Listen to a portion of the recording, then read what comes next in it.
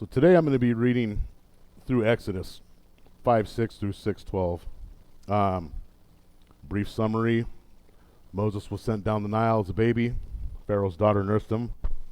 Moses left for 40 years, came back. Pharaoh's just a tyrant, as we're going to see moving forward. But for now, let's read. That same day, Pharaoh gave this order to the slave drivers and overseers in charge of the people. You are no longer to supply the people with straw for making bricks.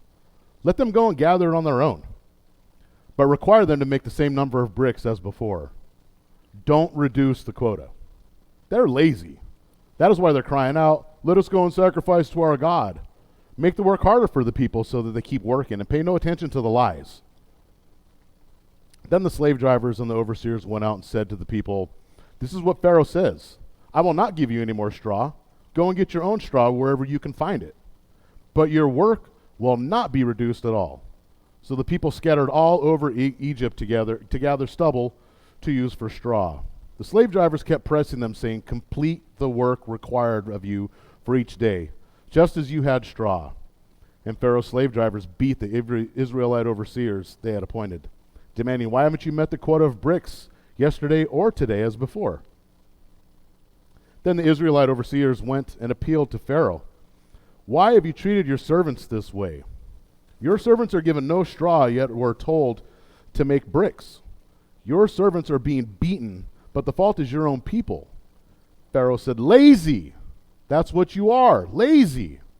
That's why you keep saying, let us go and sacrifice to the Lord. Now get to work. You will not be given any more straw, yet you must produce your full quota of bricks. The Israelite overseers realized that they were in trouble when they were told not to reduce the number of bricks required for each day. When they left Pharaoh, they found Moses and Aaron waiting for them, and they said, may the Lord look on you and judge you. You have made us obnoxious to Pharaoh, and his officials have put the sword to their hand to kill us. Moses returned to the Lord and said, why, Lord? Why have you brought trouble to these people? Is this why you sent me? Ever since I went to Pharaoh to speak your name, he has brought trouble on his people. And you have not rescued your people at all. Then the Lord said to Moses, now you will see I will do to Pharaoh what I will do to Pharaoh. Because of my mighty hand he will let them go. Because of my mighty hand he will drive them out of his country. God also said to Moses, I am the Lord. I appeared to Abraham, Isaac, and to Jacob as God Almighty, but my name the Lord I did not make myself fully known to them. Also established my covenant with them to give the land of Canaan where they resided as foreigners. Moreover, I have heard the groaning of the Israelites who the Egyptians are enslaving, and I remembered my covenant.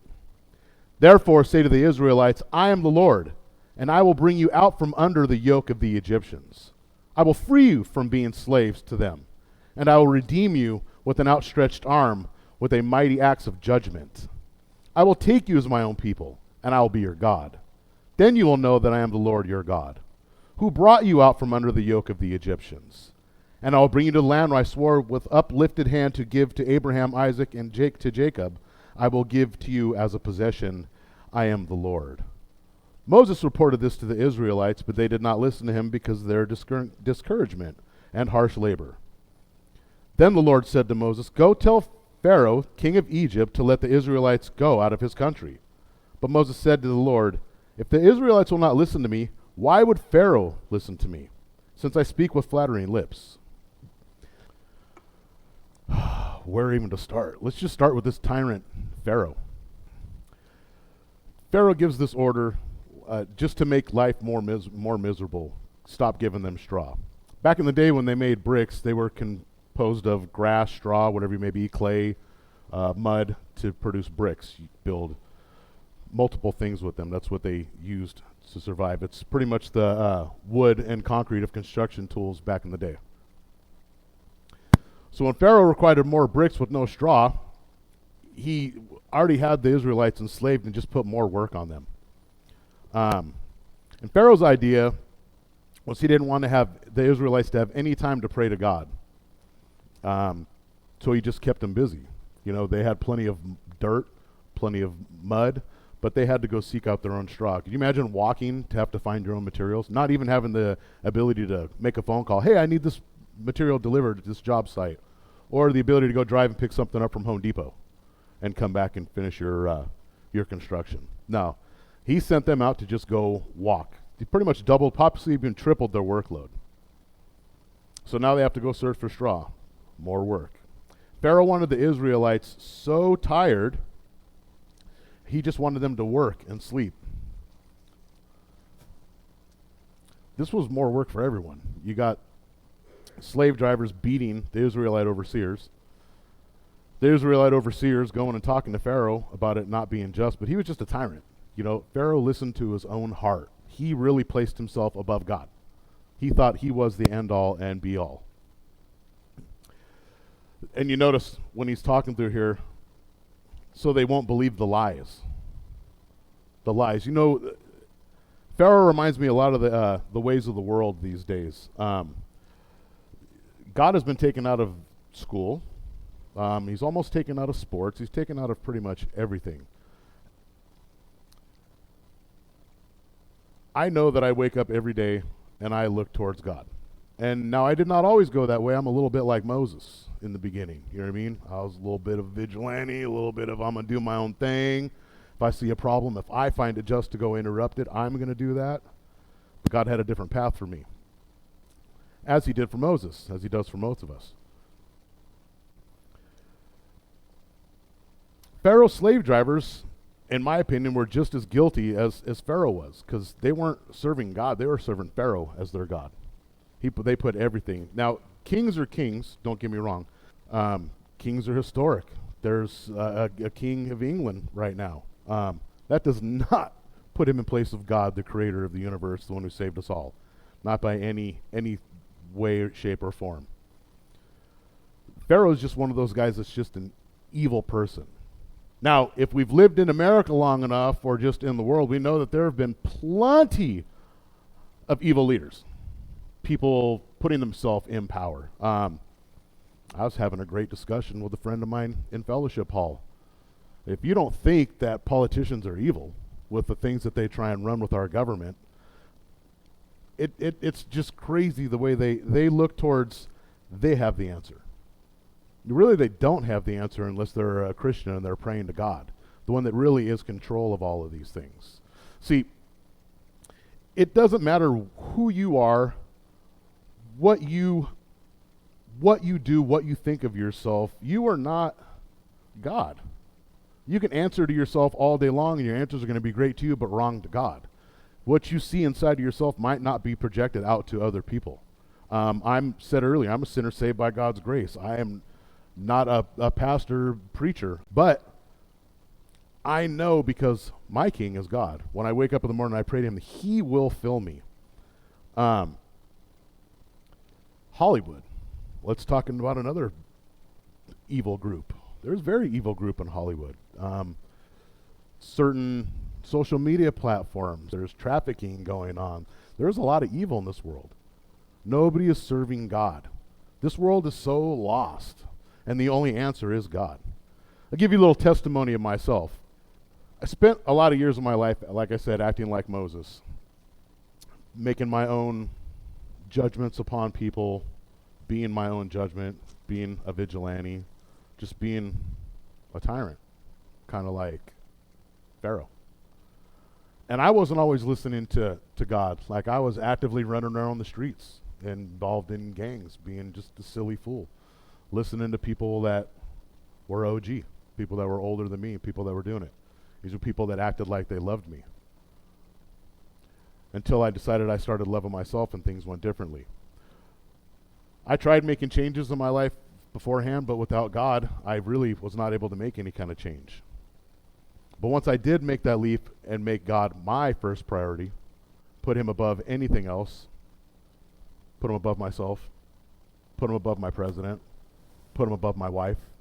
And yeah, I said put him above my wife, because without him I wouldn't have my wife. Without his vows that I take with him on this stage that I took with him, I would have no wife. She's what completes me. She's one of the many tools that was used in my life that I did not see God using to bring me to where I needed to be. A lot like Moses and his struggles. Once